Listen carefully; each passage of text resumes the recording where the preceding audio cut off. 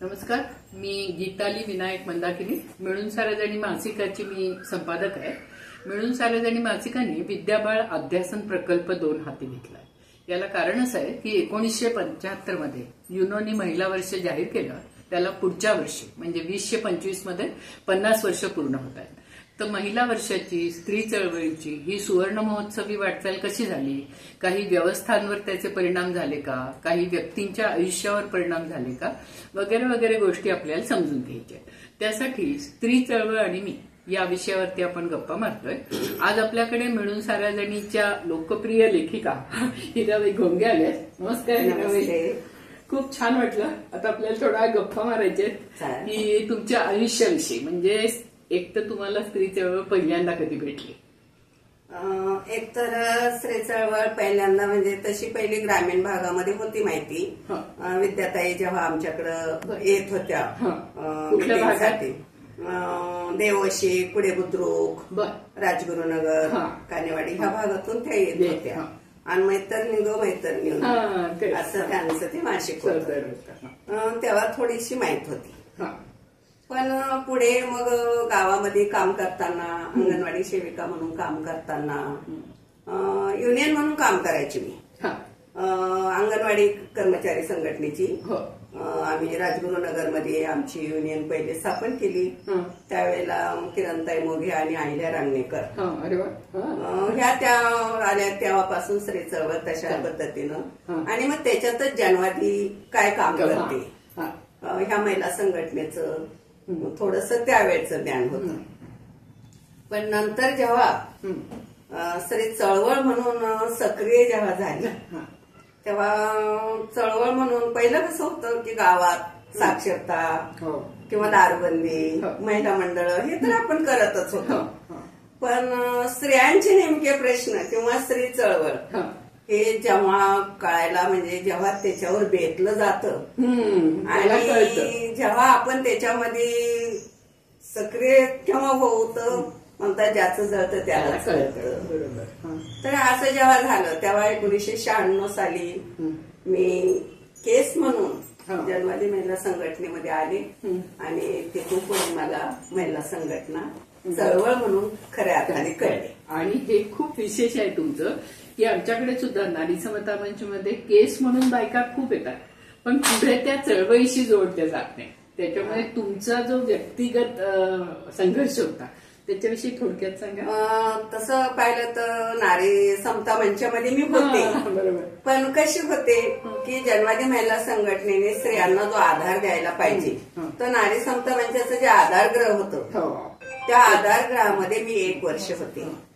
आणि मग त्या आधारगृहामध्ये जेव्हा होते तेव्हा तिथलं जे सगळं, माझ्या वेळेला 14 महिला होते तिथे आम्ही केस म्हणून. आणि ते असं गुप्त होतं, सहवास म्हणून मध्ये होतं ते आधारगृह. आणि मग तिथे वेगवेगळे प्रश्न होते, वेगवेगळ्या महिला होत्या. मग तेव्हा असं वाटायचं की आपलेच प्रश्न नाहीयेत. घराच्या बाहेर पडल्यानंतर स्त्री म्हणून अनेकांचे प्रश्न आहेत. मुली होत्या, काहींचे कौटुंबिक वादातून हात तोडले होते अशा महिला होत्या, काहींना कौटुंबिक छळ होता.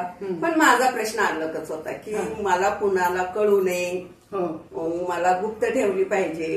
आणि मग अशा पद्धतीनं तिथे मला नारी समता मंचामध्ये 1 वर्ष राहिले. मी खूप तिथं लिखाण पण केलं.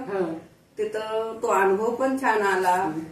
आणि खूप तिथे ज्या वेळेला आपल्या फौजदार मॅडम संचालिका होत्या त्या मला नेहमी म्हणायच्या, अगं हिरा, मला तुला रडलेलं पाहिजे नाही, मला लढलेलं पाहिजे. तू लढणारी कार्यकर्ती केव्हा होणार आहे, तेव्हा मला तिथे तुला पाहिजे. आणि लहानपणीचं कसं गेलं तुमचं? गरिबीत गेलं खूप. आणि शिक्षणाचं काय झालं? लहानपणीचं कसं झालं, मी लहान असतानाच माझी आई वारली. मी 5 वर्षाची असतानाच आई वारली. आमच्या आता खेडेगाव होतं. खेडेगावात कसं असतं, आजारी माणूस पडला तर डॉक्टर नाही, नदी नाले, कुठं न्यायला वाहन नाही, मग झोळी करायची, झोळीतून लोकांना न्यायचं. तशी माझी आई तापाने खूप पणपणत होती. गावाकडं घोडी व्याधी काही झालं तर अंधश्रद्धा ज्या असतात त्या अंधश्रद्धेला लोक बळी पडायची आणि मग घोडी व्याली म्हणून साठवायला लागू नये म्हणून दुसऱ्या गावाला मुलांना घेऊन जायला लागायचं.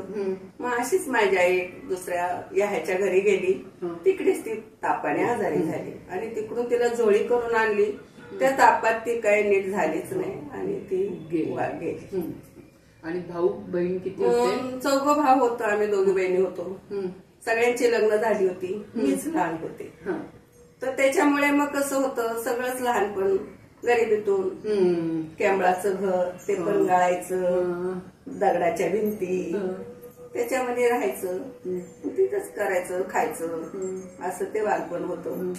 आणि मग लग्न मग शाळेत घालून, शाळा पण कशी खेडेगावातली, लग्न झालं. मग त्याच्यातूनच 7वी शिकलेला होता? नवरा शिकलेला नव्हता, दुसरी शिकलेला होता. आणि तुम्ही? मी 7वी शिकलेली. असं चालतं का? नवरी जास्त शिकलेली? आता तसं ग्रामीण भागात खेडेगावात तसं कसं होतं पूर्वी की आई वडील भाऊ यांनी देईल तिथंच लग्न करायचं. आपल्याला व्यक्ती स्वातंत्र्य नव्हतं. मुलींना कोण व्यक्ती स्वातंत्र्य देतं खेड्यामध्ये? त्या मुलीनं फक्त हो म्हणायचं, त्यांनी पसंत करायचं आणि लग्न करायचं. अशा पद्धतीनं ते लग्न झालं. आणि मग त्रास होता सासरी का? सासरी त्रास म्हणजे कसं होतं, शिकलेली सून मी एकटीच होते त्या घरात आणि मग तिथे 9-10 म्हशी होत्या. 9-10 म्हशींचं शेण काढणं, पहाटे दळण दळणं, मग शेतीत काम करणं, वेळ येऊन पाणी ओढून आणणं, ही सगळी कामं करायला लागायची. शेतीतली कामं करायला लागायची. दात्याने दळायचं, पहाटे उठायचं, गाणी म्हणायची दात्यावरची, दळण दळायचं. मग सासू सासऱ्यांचा त्रास म्हणजे कसा, जावांचा त्रास असतो, नंदांचा त्रास असतो. मग ते एवढंच काम झालं पाहिजे, तेवढंच काम झालं पाहिजे. आपल्याकडे पैसे नसतात.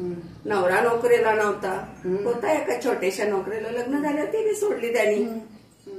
असं ते चालतं का? ते नवऱ्याने नोकरी सोडून त्या खेडेगावात चालतं. त्या बाईनं मुस्काट दाबून गप्प बसायचं असतं, शेतात काम करायचं.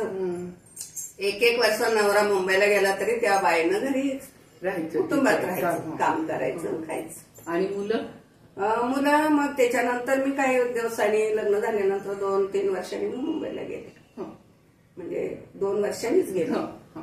आणि मग त्याच वर्षाला मला मुलगा झाला.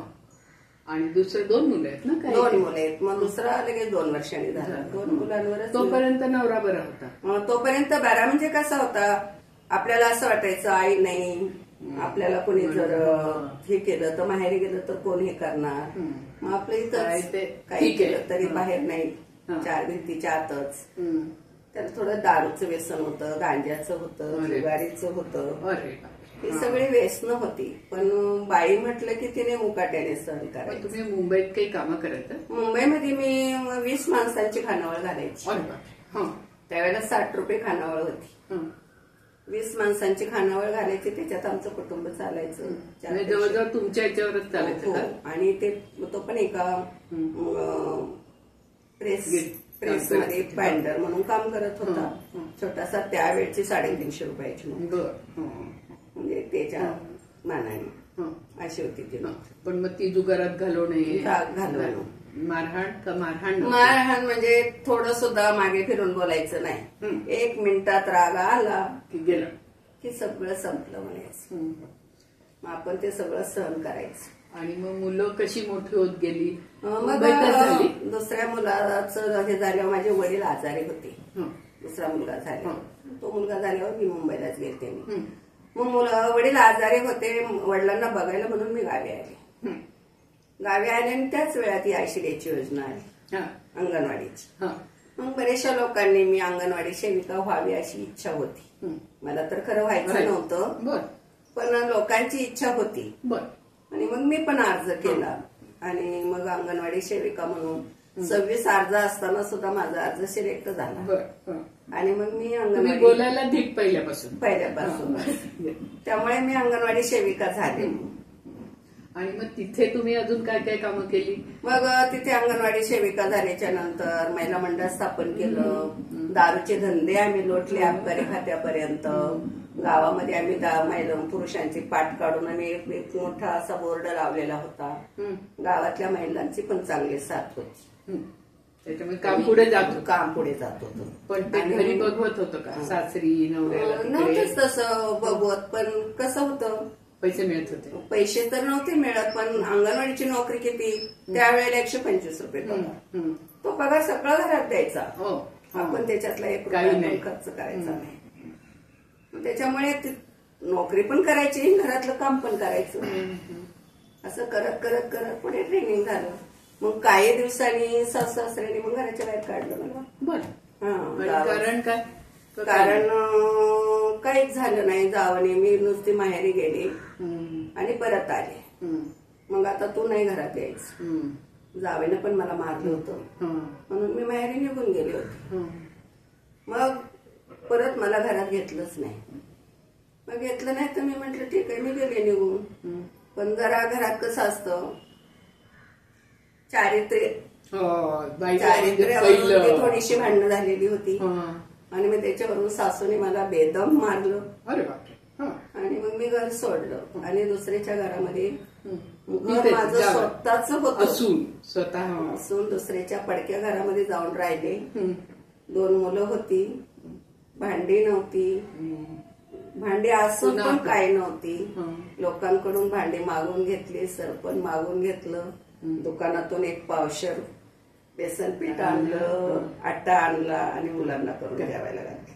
आणि मग सोडलं कधी गाव? काय कारण झालं? गाव मी 1996 ला सोडलं. गाव सोडलं म्हणजे कसं सोडलं की मग मी स्वतंत्र राहत होते. मग वेगळे राहत असताना मी थोडीशी शेती पण घेतली होती. पण शेती घेतली, बकऱ्या पाळल्या होत्या, बकऱ्या पाळायची, कोंबड्या पाळायची. आणि मग ती शेती मी म्हणायची, गावाकडची लोक कशी असतात, थोडस गावात मान मर्यादाने राहायला पाहिजे. मग मी काय केलं, ती शेती पण नवऱ्याच्याच नावावर केली, घर पण नवऱ्याच्याच नावावर केलं. आणि पुढे लागवडीचे दिवस आले होते, थोडं सुद्धा उलटून बोलायचं नाही. साधा शुल्लक मसाला काढला होता नुसता, तो कशाला काय करता, त्या शब्दावरून जे भांडण झालं. एवढी मारली मला की शेवटी एवढी मारली म्हणजे माझा भरोसाच नव्हता आणि मला संपवायचा त्यांनी निर्णय केल्यामुळे मी घर सोडलं. मग पुण्यात आला? मग मी पुण्यात आले. पुण्यात नाही आले, मग मी थोडे दिवस माहेरी गेले, 4-8 दिवस. मग प्रकल्पाची लोक यायची, कारण त्याच्या आधी साक्षरतेत खूप काम केलं होतं ना. मग प्रशासनाला थोडीशी दखल घ्यावी लागली. आणि तेव्हा तुम्ही गाणी पण घ्यायची? गाणी पण घ्यायची. साक्षरतेमध्ये मी पुरा महाराष्ट्र त्यावेळेला डवळून काढला होता. आणि मग सगळेजण तिथे मी राहिल्याच्या नंतर रोज पोलीस स्टेशनला चिठ्ठी यायची मला. पोलीस स्टेशनला बोलवलं जायचं. त्याने मला इतकं हे केलं होतं. मग भाऊ काय म्हणले, आपण याची पोलीस कंप्लेंट करू. मग त्याची पोलीस केस केली म्हणून लोकांनी त्याला बिघडवलं. बघ तुझी बायको आता तिने एवढी पोलीस केस केली, ती आता एवढी मोठी हे झाली, मग आता तू हिला संपवायचाच प्रयत्न कर, असं त्याला भडकवलं. आणि मग त्याने मारायचा प्रयत्न केला. तर पोलीस केस केली म्हणून तो जे नुसता मोकाट फिरायचा. तर पोलिसांनी काय केलं, केस केली म्हणून आम्हाला बोलावलं केलं. आम्ही गेल्याच्या नंतर माझ्याबरोबर 2-3 जण होते माझे नातेवाईक. आम्ही तिथे गेल्याच्या नंतर त्याने नुसतं पाहिलं, इतका तो पळत आला की त्याने तो पकडणार म्हणून मी महाराष्ट्र बँकेमध्ये घुसले, बीडीसी बँकेत. आणि घुसल्याच्या नंतर तो मला पकडणार म्हणून मी त्या आतमध्ये मॅनेजरच्या केबिन मध्ये गेले. आणि मग तो काउंटरवरून उडी मारायला लागला. मग मात्र मॅनेजरने पोलीस स्टेशनला फोन लावला आणि पोलीस आले आणि त्याला पोलीस चौकीमध्ये घेऊन गेले.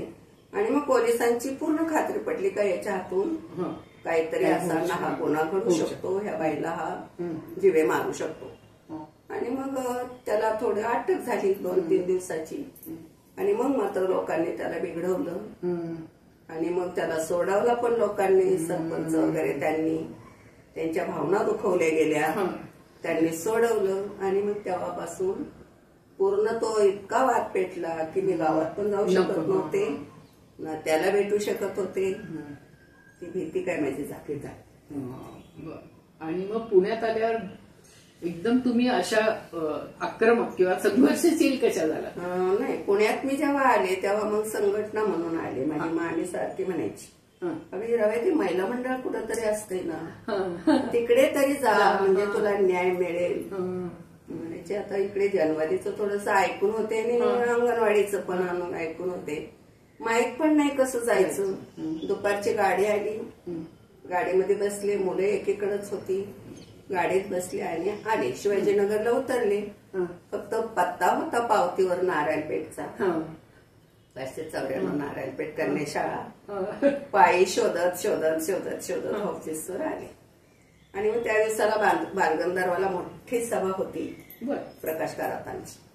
सगळे आमचे शिटूचे लोक सगळे त्या सभेला होते. आता केसला कोण एवढं त्या दिवशी नेता यायचं म्हणजे सगळ्यांचं, आता आपल्याला तेव्हा माहित नाही एवढं. मग 2-3 दिवस मी ऑफिसवरच होते. मग आता कुठं जायचं, काय करायचं, कपडे नाहीत, काहीच नाहीत. आता काय करायचं, कसं करायचं. मग कपडे नाहीत, तिथे ऑफिसवरच थांबले. 2-3 दिवस ऑफिसवर मुक्काम झाला. दिवस 1.5 वस्त्र धुवायची, दुसरं घालायची, ते सुकवायची, दुसरं घालायची, असं करून मी 3 दिवस ऑफिसवर राहिले. माझी मैत्रीण एक होती मंदा म्हणून, तिने पण मला वाघुलेला नेलं. तिच्याकडे मी 2 दिवस राहिले आणि मग तिथून आले मी. आणि मग विनायकडे 8 दिवस राहिले. विनायक त्यावेळेला अध्यक्ष होती विनयची. किरणताईने मग जास्त त्यावेळेला मारहाण मला जेव्हा झाली तर ती पुढे झाली. मला जेव्हा मला नेऊन घातली त्यावेळेला खूप मारहाण झाली मला. आणि मग अशी मारहाण झाली की मी हॉस्पिटलला ससूनला मला जेव्हा ऍडमिट केली तेव्हा डॉक्टर पण मला सर्टिफिकेट देणं आणि काय दखल घेणं. किरणताईने मात्र त्या डॉक्टर अजित आपेंकरांनी रात्री 12 वाजता त्या ससून मध्ये सुद्धा संघर्ष केला. रक्ताच्या थारोळ्यात मी अशी पडलेली, मला इतकी मारली होती गावातून जाताना की मी पुढे पळायची, तो असा पिच्छा. लोकांनी त्याला दारू पिऊनच गावामध्ये सोडलेला होता. आणि मग त्याच्यातून तो काय करायचा, मागे पळत पळत पळत असा येऊन मी एका बाईच्या घरात बसली. एका बाईच्या घरात शिरल्याच्या नंतर तो पुढे जायची माझी खात्री होती. माझा भाऊ आणि मुलगा पुढे गेला, पण ते एका बाईने टाळी वाजून त्याला कुणाने सांगितलं त्या घरात आहे म्हणून. मग तो तिथे आला, बत्ती लावून मला बघितली, मला अशी बाहेर ओढली, इतकी मला मारली, इतकी मला मारली की माझ्या दोन्ही मांड्यांवर उभा राहिला. माझी केस भिंतीवर आपतो मारली. मी मोठ्याने ओरडायला लागले. मुलगा आला, पण तोपर्यंत अर्धा गाव त्याला सोडवायला. आणि मग तिथून पुढे आम्ही आलो, पुण्यात आलो. पुण्यातून मग माझा मुलगा आणि आम्ही इकडे आलो. मुलगा केवढा होता तेव्हा? 15 वर्षाचा. 15 वर्षाचा. आता मुलं कशी तुम्हाला या सगळ्या कामामध्ये साथ देणं? आणि मुलं म्हणजे की त्यांनी जे जवळून पाहिले, मुलांना एवढं माझ्याबद्दलचं आकर्षण आहे की ते कधी शब्दाने पण दुखवत नाही. आणि त्यांना हे सगळं करायचं होतं. त्याला असं वाटत होतं, त्याला एवढी जिद्द होती त्यांना की ह्या गावातून आम्हाला जर घालवले तर मी गावात पुन्हा कसा येईल आणि मी गावात पाऊलभर तरी जमीन घेऊन माझं घर बांधेन आणि मी इथे राहील, अशी त्यांनी केलं. पण ते त्यांनी केलं. आणि तुमचं ही जी आपण वृंदाकरात बरोबर तुमचा फोटो आहे आणि तुम्ही कुठे कुठे जाता, आता तुम्ही कामामध्ये किती ऍक्टिव्ह आहात आणि काय काय करता? कामामध्ये वृंदाकरात बरोबर म्हणजे आता वृंदाकरात पहिल्यापासून ऑल इंडियाची सेक्रेटरी होती, पॉलिट ब्युरो सदस्य होती. आणि मग जिथे जाईल तिथे कामामध्ये मग चळवळीची गाणी तयार करणं, चळवळीमध्ये भाग घेणं, जानेवारीमध्ये काम करणं. आणि पहिल्यापासून तिला ते खूप आकर्षण होते. कुठल्याही कार्यक्रमात आम्ही ऑल इंडियाच्या अधिवेशनाला जेव्हा जातो तेव्हा प्रत्येक राज्यामध्ये जेव्हा आम्ही एकत्र येतो तेव्हा जवळ घेऊन बोलणं, बसणं, फोटो काढणं, कामाची तारीफ करणं, हे सगळं. आणि मग त्याच्यामुळे त्या अजूनही त्या आम्ही एकमेकीला ओळख म्हणजे आम्ही आत्ताही मी आता गेल्या वर्षी जे आमचं अधिवेशन झालं तेव्हा सुद्धा त्यांनी आमचे फोटो त्यावेळेला पण झालेले आहेत. आता तुम्ही सध्या जास्ती काय काम करताय? आता सध्या मी जिल्हाध्यक्ष वगैरे आहात तुम्ही? पुणे जिल्ह्याचे अध्यक्ष आहे आणि महाराष्ट्राचे उपाध्यक्ष आहे जनवादीचे. आणि घरकामगाराची पण पुणे जिल्ह्याची उपाध्यक्ष आहे. आता घरेलूचं पण आम्ही काम करतो आणि जनवारी महिला संघटनेचं पण आम्ही काम करतो. तुम्हाला आता इतके दिवस तुम्ही काम करताय तर असं तुम्हाला जाणवत आहे की बायका जरा आता सक्षम होत आहेत, भांडतायत, उगीच मार खात नाहीये? होत आहेत, पण आपण स्त्री म्हणून जो कायद्याचा पाठीमागे जो पळतो त्या कायद्याचे हात आपल्यापर्यंत एवढे बळकट झालेले दिसत नाही. कारण कसं आहे की बायका जे डॅशिंग होतील ते राज्यकर्ते काय करतात की त्या कायद्याला कसा कमकुवत करता येईल हे प्रयत्न जास्त होतात. त्याच्यामुळे बायका जर पोलीस स्टेशनला गेला तर पोलीस स्टेशनची जी वागणूक आहे ती त्यांना चांगली अजूनही मिळत नाही. मग त्यांची ती FIR नोंदवून घेतली पाहिजे काळजीपूर्वक, त्यांचं समाधान झालं पाहिजे. ते जसं 498 आपण पाहतो त्याप्रमाणे कायदा कसा कमकुवत झाला पाहिजे ह्याकडे जास्ती भर आहे. म्हणजे पुरुष प्रधानता अजून बायका पुढे जात आहेत, अजूनही बायका पुढे जातात. चळवळीतून आपण पाहतो, चळवळीतून बायका पुढे जातात, डॅशिंग बनतात, सगळा प्रयत्न करतात. परंतु आपल्याला जो पल्ला गाठायचा आहे तो कमी पडतो. आणि पुरुष किती बदलत आहेत असं वाटतंय? म्हणजे स्लम भागातले विशेषतः म्हणते मी, जसं आता तुमच्या मुलग्याला वाटते की बापासारखं नाही व्हायचं, मला चांगलं माणूस व्हायचं, चांगला पुरुष. पहिलं कसं होतं की आताही होते, पण पहिलं कसं होतं प्रत्येक ठिकाणी 2 बायका किंवा हे, तर तेव्हा महिला गप्प बसायची. पण आता कायद्याने कसं झाले की जागृती झाल्यामुळे महिलांनाही खात्यावर मिळाले. जरी करायचं असेल तरी चोरून लपून होती. पहिलं कसं होतं बायको स्वतःच करून देतो, पण आता ती एक सुधारणा झाली. त्याच्यामुळे आता दुसरं लग्न जरी त्याला करायचं असेल तर घटस्फोट झाल्याशिवाय करता येत नाही, किंवा मग तिला कोर्टात पण जाता येतं. म्हणजे आता बायका कोर्टात पण जायला लागल्या. म्हणजे ह्या आपल्याला चांगलं वाटतं. आणि घरेलू यांच्यामध्ये तुम्ही काम करता ना, तर घरकामाला मोल पुरेसं मिळायला लागलं का? सुट्ट्या मिळायला लागल्या का? घरमालकिणी कशा वागतात बायकांची, त्याच्यात काही बदल झाला का? त्याच्यात म्हणजे कसं, आता पुणे विद्यापीठाने आणि शिटोने मिळून आम्ही जो एक प्रकल्प मध्ये काम केलं तर 3025 घरांमध्ये आम्ही तो सर्वे केला 1 महिन्यामध्ये. तर त्याच्यामध्ये असं जाणवलं आपल्याला की बऱ्याचशा महिला एवढ्या सुशिक्षित आहेत, पदवीधर आहेत तरी घरकाम करतात. आणि पहिलं कसं होतं, त्या बाईला टॉयलेट पर्यंत जाऊन न देणं, त्याचं चहाचं भांडं बाजूला ठेवणं, जेवणाचं भांडं बाजूला ठेवणं, ही परिस्थिती आता राहिलेली नाही. याच्यामध्ये खूप सुधारणा झाली. जी आपली सुट्ट्यांची मागणी होती ती जवळजवळ आता 75 ते 60% पर्यंत बायकांना सुट्टी मिळते. म्हणजे काहींना नाही मिळत, काहींची आपण जवळजवळ सगळ्या बायकांना निदान किमान 2 सुट्ट्या, 1 सुट्टी, 4 सुट्ट्या, बोनस हा मिळतो बायकांना. आणि किमान प्रत्येक कामाला किती पैसे मिळाले पाहिजेत याचे पण नियोजन झालं. आणि त्याच्यामुळे बायकांना पण असं वाटलं, आणि मग बायका जास्त घरची आणि गरज म्हणू नये, मालकिनीची पण गरज आहे आणि त्यांची कोरोनामध्ये ते तर फारच लक्ष. आणि त्याच्यातून त्यांनी सांगितलं, कोरोनामध्ये काही लोकांनी त्यांना निम्म्या 50% लोकांनी त्यांना पगार दिला. 50% लोकांनी म्हणजे काहींनी 25% लोकांनी तर त्याच्यापेक्षा कमी दिला, काहींनी अजिबात दिला नाही, काहींनी फोन सुद्धा केला नाही. पण काहींनी कोरोना नंतर त्यांना कामाला पण बोलवलं, त्यांना काम पण मिळालं, काही जणींचं काम पण केलं. कोरोनाचा दिवस आठवला तरी बायकांना असं भयानक वाटतं. आणि घरामध्ये काम करत असताना या घरेलू कामगारांना पुरुषांकडनं म्हणजे मालकांकडनं लैंगिक शोषण होणं किंवा भीती वाटणं, त्यांना असुरक्षित असं होतं का? पहिलं जसं होतं तसं आता बायका लगेच बोलतात. आणि एवढा सर्वे करताना असं एकाही बाईनं नाही, उलट आम्ही खोदून विचारायचं. कारण बायका कशा आहेत नाही सांगणार, पण आपण होऊन आणि विचारायचं तर नाही म्हणायच्या मॅडम, आता असं नाही होत.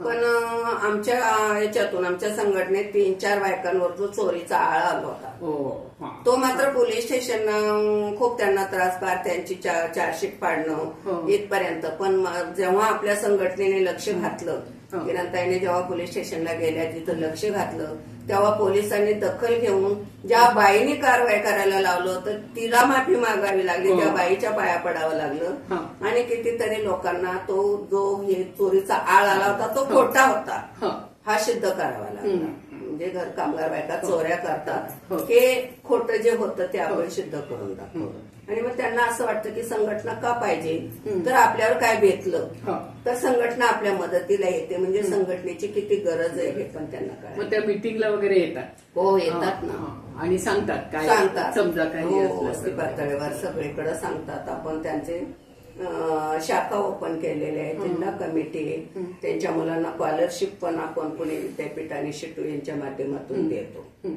आणि नवरे जे आहेत त्या नवऱ्यांशी बोलणं असं काही होतं? म्हणजे दारू पिणारा नवरा असेल, मारहाण करणारा नवरा असेल, असं आहे का? कमी व्हायला लागलं? नाही, कमी व्हायला जरी लागलं तरी सांगतात ना त्या. रोजच आहे मॅडम, काय करायचं. पण त्यांनाही कामं नाही म्हणतात, मग काय करणार. बरोबर. पण शेवटी रोजगारच नाही, पोटालाच नाही तर करणार काय. पण पुरुषांशी संवाद चालू ठेवणं असं तुम्हाला किती गरजेचं वाटतं? आणि तुम्ही त्या दृष्टीने काही स्वतः प्रयत्न करता? पुरुषांशी संवाद असं साधणं याचे की एक बर्माशीमध्ये आम्ही एक असा जॉईंट प्रकल्प घेतला होता की त्या पुरुषांना पण बोलवलं, महिलांना पण बोलवलं. आणि त्यांना आम्ही असं म्हटलं की आपल्याला हे म्हणजे हे काम येणं केलं तर घरात काय केलं पाहिजे, तुम्हाला किती पत वाटतं. पण जवळजवळ 60% पुरुषांनी तिथे झोपडपट्टी असून सुद्धा रेस्पॉन्स दिला होता की हे काम अशा पद्धतीनं झालं तर आम्हाला काही हरकत नाही. म्हणजे पुरुषांमध्ये कुठेतरी आपण बोलत राहिलो तर काहीतरी होईल असं तुम्हाला वाटतं. आणि पुरुषांसारखी बायकांना व्यस्त असणं असं काही दिसतंय का की बायका आता नव्याने दारू प्यायला लागल्याची असतील किंवा काहीतरी तंबाखू खाणे म्हणा, असं काही व्यसन बाईंना नाही बायकांना असतं का? बायकांना तसं पाहिलं तर व्यसन नाही. जुने कसं मिसरी वगैरे तंबाखू आपण जर म्हटलं ना का ग बाईक अहो कामामध्ये तेवढंच जर केलं तर विसरून म्हणजे काम पटापट होतं. म्हणजे हे नाही तर तसं पूर्वी इतकं आता बायकांमध्ये तंबाखू वगैरे नाही राहिले. आणि त्यांना तुम्ही बोलत राहता की तंबाखूनी कसा कॅन्सर होतो. आणि आपण जागृती आरोग्याच्या प्रश्नावर आपण आरोग्य शिबिरं घेतो, त्याच्यातून पण आपण याची. आणि आता बायकांना हे कळायला लागलंय का की आपलं आरोग्य महत्वाचं आहे. म्हणजे असं जे बायका करतात ना की किती आजारी पडलं तरी काम करत राहायचं, दवाखान्यात शेवटी जायचं, अंगावर काढणं हे तर आहेच. म्हणून आपण मागं आम्ही त्यांच्या गर्भाशयाच्या पेशवीच्या कॅन्सर बद्दलची शिबिरं घेतली होती. तपासणीची किती गरज आहे याच्याबद्दलची शिबिरं घेतली होती. आणि म्हणजे जेव्हा बायकांना आपण म्हणतो असतो की आपल्या आरोग्यासाठी आपण कसं राहिलं पाहिजे, घरातली स्वच्छता असेल, बाहेरची असेल, यासाठी सुद्धा आपण त्यांची जागृती करत असतो. आणि बायका पण स्वतः सांगतात कारण त्या कामाला जातात, त्यांना तिथल्या घरातलं राहणीमान समजायला लागलं. तो फरक आणि घरातला फरक आणि संवाद पण आहे मालकिनींबरोबर मैत्रिणीसारखा संवाद. आणि त्याच्यामुळे तिथलं स्वच्छता, आपल्या घरातली स्वच्छता, त्याच्यामुळे फरक जाणवायला लागला. आणि मुलं सुद्धा व्हायची संख्या आता कमी व्हायला लागली कारण शिक्षणच एवढं महाग झाले, नोकरी नाही. मग मुलं एवढी जन्माला घालून काय करायचं. प्रत्येक जण 1 किंवा 2 मुलापेक्षा जास्ती नाही. उलट आता एका मुलीवर लोक ऑपरेशन करायला म्हणजे मुलगाच पाहिजे असंही पण नाही. मग तुम्हाला असं कुठतरी वाटतंय का की चांगली दिशेला चाललंय तुमचं काम आणि पुढे काय करायचा विचार आहे? आता पुढे बघा आपण सगळ्या या जो वसा घेतलाय आता तो पुढे मला नेहमी वाटत असतं आपण महिलांसाठी काहीतरी करावं. रोजगार तर नाहीच आहे. प्रत्येक महिला म्हणतात अहो मॅडम काहीतरी करा ना, आम्हाला काहीतरी काम द्या ना. पण करायचं काय इतकं काम असतं की आपण काय काम करू शकतो. कारण जरी काही काम केलं तर त्याला बाजारपेठ आहेत का? हो बरोबर ना. मार्केटिंगच नाही तर आता व्यवसायाची मग ट्रेनिंग येतात, हे करा ते करा ट्रेनिंग देऊन जातात. पण तो माल कुठे न्यायचा? बायकांनी जो तयार केलाय त्याला मार्केटिंग जर सरकारने दिलं तर बायकांचा माल बी जाईल. तुम्ही करता का मार्केटिंग? हो, मार्केटिंग करणार कसं पण. म्हणजे त्याचं जे शिक्षण पाहिजे आणि बाकी सगळा तो जो मुलगा आहे तो. आणि सुनाबाई आल्यात का? हो, दोघी जणी. आणि कसं आहे ना आता एकदम चांगले. म्हणजे आपलं जे चळवळीत आपण म्हणतो की सासू सुना मैत्रिणी दोन्ही पण सुना एवढ्या सुशिक्षित खूप चांगले आहेत. मुलांचं शिक्षण जरी कमी असलं तरी मोठी सून M.Com होऊन तिने MSW केले. अरे वा. बारक्या सुनांनी MBA केले. नोकरी करतात. आणि दोघी पण ग्रॅज्युएशन त्यांच्या माहेरी झालं होतं. राहिलेलं शिक्षण साक्षरतेच्या गाण्यावाने मी त्यांचं सासरे आल्यावर पूर्ण केलं. खूपच छान होतं. तुमच्या पुढे आयुष्याला अशी छान शुभेच्छा देते मी. आणि असंच काम करत राहा, गात राहा. तुम्हाला 2 ओळी म्हणायला आवडतील गाण्याच्या ज्या चळवळीतल्या आहेत ते? आवडेल ना, म्हणा. चळवळीत आल्याच्या नंतर पहिली मी होते, मग चळवळीत आल्यावर पुष्कळ गाणी केली. पण आपल्या तर मग मी नेहमी म्हणायची, मनासारखं घडलं बाई, मनासारखं घडलं बाई, सार बदललं, सार बदललं, एकजूट झाले म्हणून बाई सार समजलं, एकजूट झाले म्हणून बाई सार समजलं, एकजूट झाले म्हणून बाई सार समजलं, आम्ही मिळून जमलो साऱ्या, आम्ही मिळून जमलो साऱ्या, अन्यायाला देऊ नका थारा, अन्यायाला देऊ नका थारा, अत्याचाराविरोधी संघर्ष करा, अत्याचाराविरोधी संघर्ष करा, सार बदललं, सार बदललं, एकजूट झाले म्हणून बाई सार समजलं, एकजूट झाले म्हणून बाई सार समजलं, एकजूट झाले म्हणून बाई सार समजलं. मस्त, खूप छान वाटलं.